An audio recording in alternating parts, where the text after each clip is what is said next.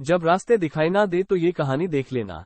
किसी ने बड़े कमाल की बात कही है कि अपने जीवन को ऊपर वाले को सौंप दो, क्योंकि आप जीवन भर में जो कर सकते हैं उतना तो वो एक पल में कर सकता है। आपके लिए एक छोटी सी कहानी। यह कहानी महाभारत के युद्ध के प्रारंभ होने से पहले युद्ध भूमि को तैयार किया जा रहा था। कुरुक्षेत्र की भूमि को समतल बनाया जा रहा था, पेड़ों को हटाया जा रहा था। उस युद्ध भूमि का मुआयना करने के लिए एक दिन पहले निरीक्षण करने के लिए भगवान श्री कृष्ण और उनके मित्र धनुर्धर अर्जुन पहुंचे। वो मुआयना कर रहे थे, देख रहे थे तैयारी किस तरीके से चल रही है।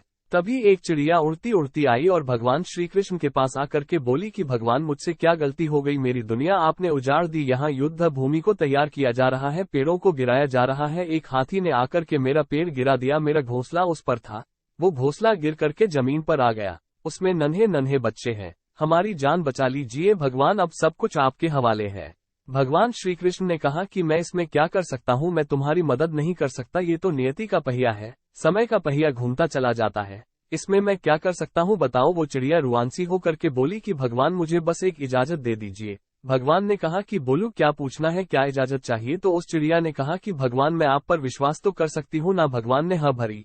अगले दिन युद्ध शुरू हुआ और युद्ध की शुरुआत से पहले भगवान श्री कृष्ण ने अपने दोस्त अर्जुन से कहा, अपने मित्र से कहा कि मुझे अपना धनुष और एक तीर दे दो, एक बॉन्ड दे दो। अर्जुन ने अपना धनुष सौंपने से पहले पूछा कि केशव, आपने तो प्रतिज्ञा ली थी कि आप शस्त्र नहीं उठाएंगे, क्योंकि अर्जुन की भगवान को शस्त्र क्यों उठाना पड़ रहा है, ऐसा क्या हो गया। तो भगवान श्री कृष्ण ने कहा कि उस सामने हाथी देख रहे हो, उस हाथी ने उस चिड़िया का घोंसला गिराया, उस पेड़ को नष्ट कर दिया जिस पर उस चिड़िया का घोंसला था, मुझे कुछ तो करना पड़ेगा। अर्जुन समझ गया। भगवान श्री कृष्ण ने वो धनुष लिया है, एक तीर छोड़ा, लेकिन ये क्या, वो तीर जाकर के हाथी को लगा ही नहीं, उसके गले में घंटी लटकी थी, उस पर जाकर के लगा और वो घंटी नीचे जमीन पर गिर गई। अर्जुन हंसने लगा और कहने लगा कि माधव, आपसे नहीं हो पाया, मुझे मौका दीजिए, 1 मिनट में उस हाथी को नष्ट कर दूंगा, खत्म कर दूंगा।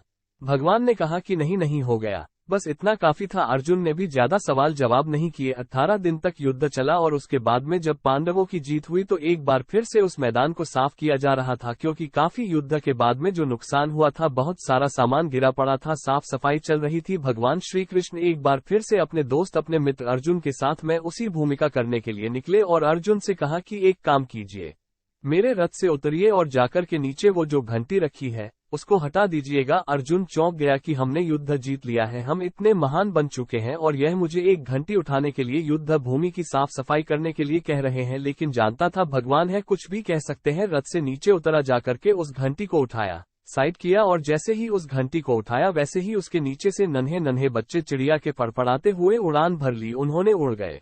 अर्जुन की आंखें नम हो गईं। उस घंटी के नीचे था वो घोंसला, उस चिड़िया का जो मदद मांगने आई थी। 18 दिन के युद्ध में वो चिड़िया और उसके बच्चे सुरक्षित रहे, क्योंकि घंटी वहां पर उनका सुरक्षा कवच बनकर आ चुकी थी। चिड़िया ने शुरुआत में सिर्फ ये कहा था कि क्या भगवान, मैं आप पर विश्वास तो कर सकती हूँ ना, और भगवान ने हाँ भरी थी।